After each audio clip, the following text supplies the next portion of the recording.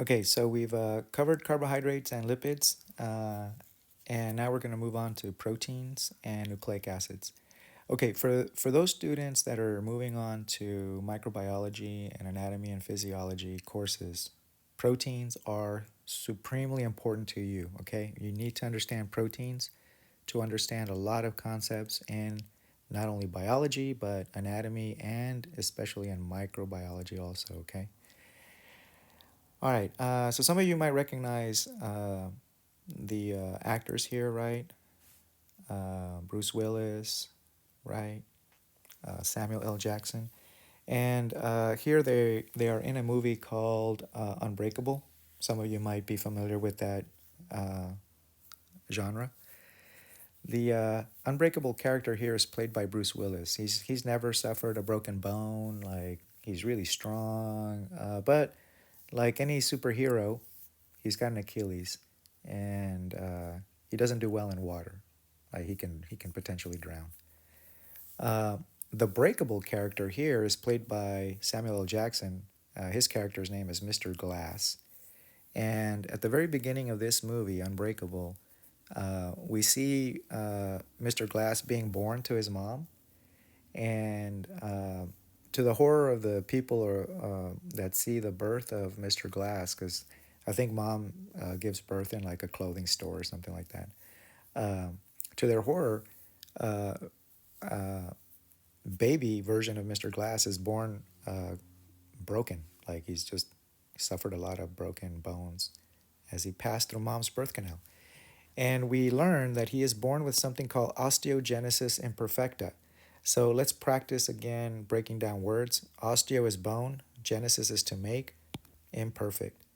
And if you click on this link, it'll take you to some information on what is known otherwise as brittle bone disease. It's a real genetic disorder. It comes in a variety of grades. You can have a severe form of it or a mild form of it. And Mr. Glass had a very severe form of it. Any little fall, he would break easily. And the reason why uh, there is such a thing as osteogenesis imperfecta and why it relates to protein, right? This is the reason why I'm using it to introduce the concept of protein or the molecule protein, is because your bones are dependent on not just calcium for strength, but also protein for flexibility. If you were to jump, right, from a high location down to the ground, your bones would actually bend slightly to absorb the impact. And they're bending because there's protein embedded in the matrix of your bone. Or, better stated, calcium is embedded in the matrix of protein, giving it that shape and that hardened structure. But it bends slightly. Bones bend. Now I want you to imagine ever seeing concrete poured in California that is seismically active. No one would just pour concrete and not have rebar, long stretches of steel, right? Nobody would pour concrete without that rebar. Why do they put rebar in there? The same reason our cells put protein in our bone. It's to give the bone and the concrete flexibility so that next time we have an earthquake or a tremor, the concrete slab isn't brittle.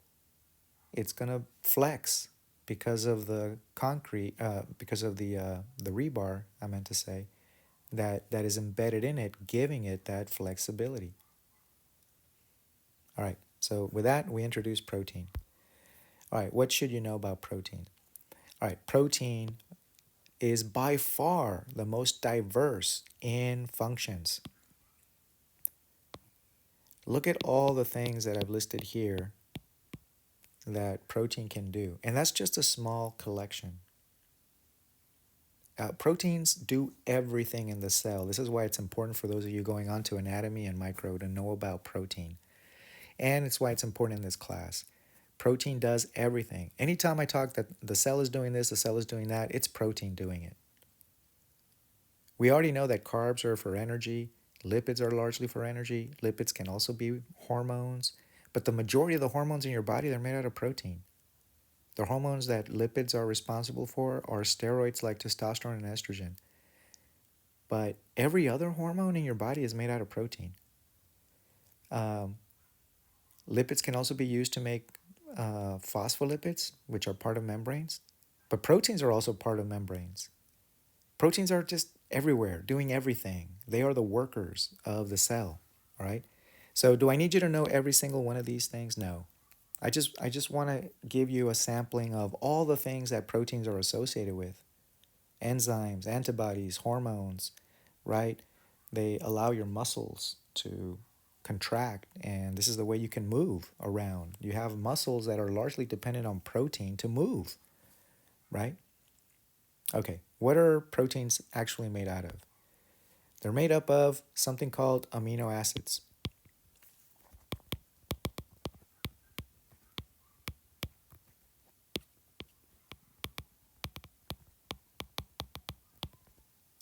So here's your amino group, here's a carboxylic acid.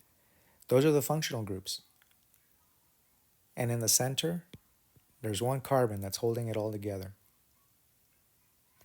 And you can link amino acids together to form proteins. That's the way this goes. Do you remember the reaction that we're going to use to link a bunch of amino acids together to make a protein?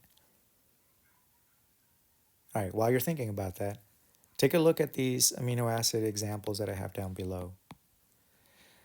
Notice that they all have the same amino and carboxylic acid. That's what makes them amino acids. They all have that same central carbon. They all have that hydrogen there. What's different between one amino acid and another? It's what sticks down below right here, highlighted in white. Notice that this is just carbon and hydrogen, and it's hydrophobic, does not mix with water, because we learned earlier that hydrocarbon skeletons do not mix with water. They are nonpolar. And notice that these have an alcohol and this one has sulfur in it. For that reason, they can mix with water, so they're hydrophilic. So some amino acids mix with water and some amino acids do not. But regardless, you can link amino acids together using what reaction? If you said dehydration synthesis, you are on it. That's how you make protein. And here we are making a very short chain of protein, here called a peptide, because it doesn't have function yet. So protein is functional. Peptide, not functional. It doesn't work yet. I'm going to show you what I mean in a second. Okay, what if I wanted to reverse this reaction? What would that be called? What's the opposite of dehydration synthesis? If you thought hydrolysis, you're on it. You're doing good. And hydrolysis requires water, right? Okay, so we know that protein is super important to cells. We're going to be hearing about protein all through this class, right? You don't need to know every one of these right now. You just need to know that it's very diverse in its functions. You need to know that proteins are all made up of amino acids, and you need to know that amino acids can be linked through dehydration synthesis. And the first thing you're going to do is you're going to make a peptide that's not functional yet. And then I'm going to teach you how it is that we make it functional. Here it goes. So when you link a bunch of amino acids together, you're going to make a very long chain like that. Think of a long ribbon, right? You're holding a long ribbon. And right now it's just a peptide. It does not have function. But soon after building that long chain of amino acids, soon after you've made a long peptide chain, the peptide starts folding. Like it could fold into an alpha helix. Or it could form these pleats.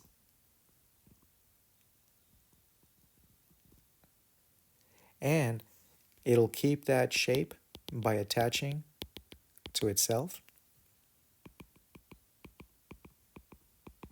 like so. And it's using hydrogen bonds to do that. Make sure you record that. Again, this is super important for those of you going on to anatomy micro. Protein is made by taking peptides, long chains of amino acids, and folding them into things that actually function. For example, if you took this long chain and all you did with it was just do this, an alpha helix, you might have made hair. That's what hair is made out of, just a bunch of alpha helix. You have long hair, short hair, straight hair, curly hair, it's all alpha helix. If instead you took that chain and you made it into this, like pleats on a curtain, you know how curtains can like fold in and out? Or pleats on a pant? In that case, you might have made spider silk. You know it as spider webs.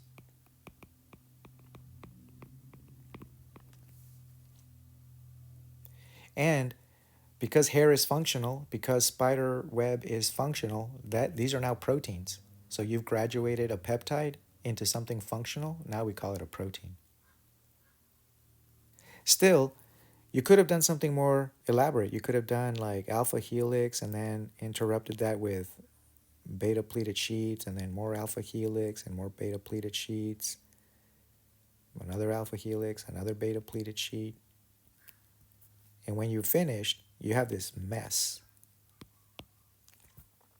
That would be an example of most proteins. This is what they look like. Most proteins are just a blob of a mess, like what you're seeing here. And if you took this blob of a mess and you attached it to another one, I'm just now being goofy. If you attach two of them together, now you've got this. A good example would be something like hemoglobin. Hemoglobin is actually made up of 4 proteins attached together. Most of your hormones are just this. Most proteins are. Okay, but did you notice that they have names? Primary structure, that's a polypeptide. No function whatsoever. But you can take a primary structure and you can turn it into a secondary structure, and you have 2 choices, alpha helix or a beta pleated sheet. Here's your alpha helix. Here's a pleated sheet over here. If you keep folding it over and over again into random alpha helix, beta pleated sheets, and all that, now that's a tertiary structure, and that's what most proteins look like. And finally, if you attach 2 tertiary structures together, 2 or more, you'll have a quaternary structure. So protein folds naturally into these forms. We can also unfold them. If you wanted to take protein, this is the part that's important for those of you going on to anatomies and micro, especially micro. If you wanted to make a protein non-functional, what would you have to do?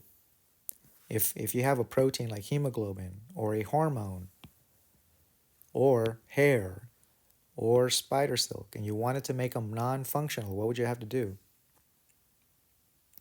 You basically have to break these hydrogen bonds here. You can see the hydrogen bonds there, little dotted lines. Break those hydrogen bonds and you will unravel the protein back to its original polypeptide form, that long chain that does not have function. So now we got to talk about how we do that. How do you unfold the protein so that it's not functional? How do you unfold it back to a polypeptide? Right? How do you turn it into a polypeptide? Okay, so this concept is known as denaturing. This is the part that you want to know. Denaturing as a word, as a concept, is very important in biology, anatomy, micro. To denature means to unravel protein. And you do that by breaking hydrogen bonds.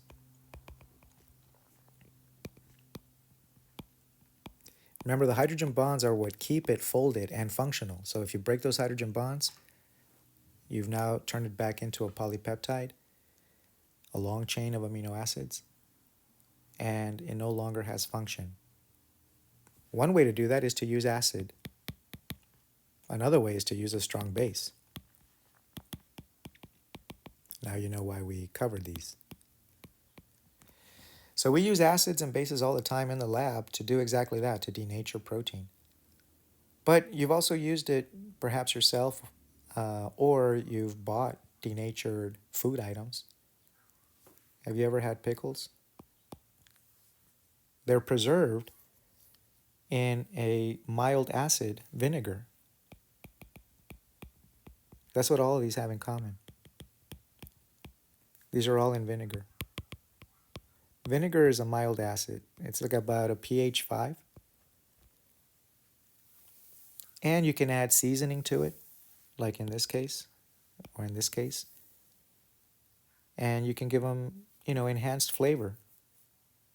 But the vinegar is a mild acid, and it's a good way to preserve food for long-term storage because bacteria that would otherwise spoil calorie-rich eggs or pickled pig feet or vegetables, right? You can preserve a lot of vegetables in vinegar and seasonings and so on that would otherwise spoil, um, and they would be spoiled by bacteria. So what does vinegar do? Well, vinegar provides acid, and what that acid does to the bacteria, here's a bacteria. I'm going to draw it as a cell, and bacteria have proteins on their surface, and they also have proteins inside. And what does the acid do?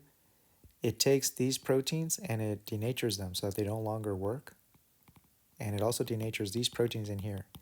And if proteins are the workhorses of a cell, and you denature the proteins of bacteria, you effectively kill bacteria. So what does acid do to bacteria? It kills it by doing what? By denaturing their proteins so that they don't work, and the bacteria dies, preserving food for long-term storage. You've also used bases to disinfect things, right? You've used bleach to clean around the restrooms in your homes, right? To clean kitchen countertops, right? That's a strong base. And it does the same thing. It denatures proteins. You can also denature by using salt. Salts, like the common salt at home, is sodium chloride. And isn't that something similar to H plus and OH negative? Do you see that they share these charges in common? So just like acid denatures by interrupting hydrogen bonds, so does sodium. Just like base damages protein, unravels it by interfering with hydrogen bonds, so does chlorine. So how is it that they're interrupting hydrogen bonds? Okay, remember that a hydrogen bond is a hydrogen that has a slight positive, and it is attracted to something with a slight negative. Well, what do you think happens if you put a sodium with a plus or an H with a plus right there? That redirects the bond over there, and it breaks up this bond. That's how you denature it. What happens if instead, I'll redraw it. You have H with a slight positive attracted to something with a slight negative. What happens if you use OH negative, a base, or chlorine, salt, with a negative? Well, then you redirect the bonds this way and you interfere with that hydrogen bond. And that's what denatures protein. Strong charges denature protein. So salt was a very good way to preserve thin cuts of beef for long-term storage in a time when we didn't have refrigeration. Thin it out, dehydrate it, dust it with salt, and bacteria can't survive that because the proteins of the bacteria denature in that salt. And by the way, it also works with sugars. Mexican candy, dulces mexicanos. They're made out of like fruits or vegetables that have been dipped in like a molasses-like syrup. piloncillo, and the strong heat denatures, um, so boiling and especially like steam is very good at denaturing because it also interrupts with these hydrogen bonds. It makes things vibrate so much that they snap hydrogen bonds. So that denatures, but also the sugars themselves are acting like salt because sugars also have a charge. And just like the charges on sodium and chlorine, they also interfere with the ability of proteins to stay folded. So this is an open air market. Look at this. Look at these. And people come by, pick them up, put them back down. There's flies and bees all over these open air markets if you ever visited one. Perfectly safe to eat. Why? Because bacteria can't survive in that strong sugar concentration of Mexican candy. Okay, so we've added sugars, but don't forget we also added heat, right? Heat is another way to denature. So we'll summarize in a second. An even more powerful way of denaturing protein is through radiation. Radiation is king. Radiation is super powerful. Not only does it denature protein, but it also damages DNA. So this is going to definitely kill. This is a symbol used for some foods that have been radiated, and that's how they have been, sterilized or decontaminated so that they're safe to eat. This wand was being sold by Costco. As you might know, Costco is one of my favorite places on earth. It's the place I will be during the next zombie apocalypse. And it's my Costco. If I get into it, it's mine. Like, go find your own. Anyway, that Costco used to sell this wand. It's a UV wand, and basically, what you were supposed to do with it is you were supposed to like scan your bedding because on your beds there's these little microscopic insects called mites. According to a National Geographic study, they're also on your face and they're having sex. Yeah, gross. Anyway, so you're supposed to take this wand and you're supposed to scan over your bed sheets to kill or to reduce the concentration of mites. You were also supposed to be able to like decontaminate your cutting boards, your kitchen countertops, right? If you process chicken, right, or pork, you might have left bacteria on there like salmonella, and the UV would have killed those bacteria by really, really damaging their protein as well as their DNA. Radiation. Heavy metals, that's another way to denature protein. Heavy metals like silver nitrate were used at the turn of the century to treat uh, baby eyes as a prophylactic against Neisseria gonorrhea. Those of you going on to micro will learn about Neisseria gonorrhea. This is a bacteria that would cause progressive blindness, right? In a baby passing through a birth canal in their delivery of an infected mom who has like a flare up, that baby would acquire the gonorrhea bacteria. It would get into their eyes. And then from there, the gonorrhea would attach to the eye and start damaging the eye, and it would lead to blindness. So physicians discovered that if you put little drops of something like silver nitrate, which was dirt cheap, and it's a heavy metals have charges. So like sodium, like acid, they interrupt hydrogen bonds and they denature protein. So this is a way to preserve the baby's eyesight, heavy metals. And then later, we discovered an antibiotic that was good. Okay, so we've covered protein. Uh, let's go back and do a quick recap. Proteins are important because they do everything in a cell. They're made up of amino acids, right? Uh, Amino acids can be linked through dehydration synthesis to produce peptides, and polypeptides would be like what most proteins look like. This would be a polypeptide right here. And polypeptides can also be broken down through hydrolysis. Polypeptides have no function, but when they fold, they can acquire functions. Examples are alpha helix, beta pleated sheets, tertiary quaternaries. And all of those are held together in those shapes by hydrogen bonds. They're very important. And we can disrupt those hydrogen bonds in a process called denaturing to unravel the protein to a linear form. We can do that with acids, with base, with salts, with sugars, with heat, with radiation, and heavy metals. Make sure you've listed them all. Okay, the last biomolecule to talk about, and we're done with biomolecules, and then we can finally move on to cells. That's nucleic acids, and we're going to keep this one super brief, okay? Here's what I want you to know. Nucleic acids are the fourth and final biomolecule. What are the first three? Simple carbs, complex carbs, that's one. Carbohydrates, in short. Lipids, that's number two. Protein is number three, and now nucleic acids.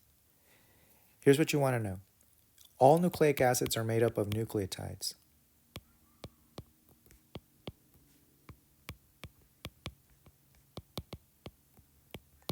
Examples of nucleic acids are things like DNA and RNA. Regardless of which one we're talking about, they're all made up of nucleotides. And you're looking at a nucleotide right here. Can you identify functional groups on here? Do you see the phosphate group? It's labeled for you. Do you see an alcohol?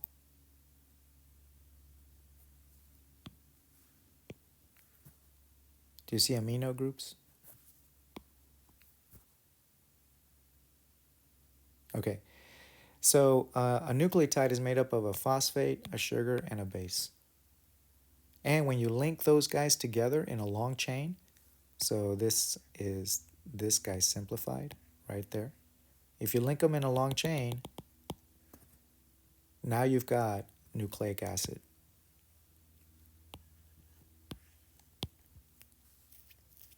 That's a polymer. That's a long chain.